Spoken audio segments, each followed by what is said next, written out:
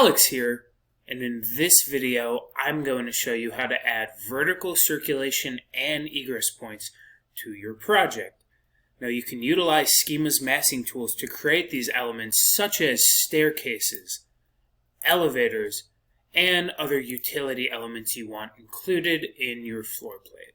Once they're on the floor plate, it's a simple process to propagate these elements to other floors. I simply need to select them and then select the floors I want to add to, and I can extend these elements up and down within my building, and I'll be able to see how far they extend.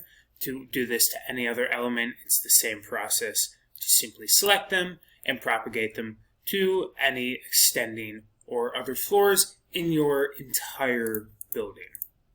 And once you do create these elements, then you can go in and utilize your design catalog to create a layout.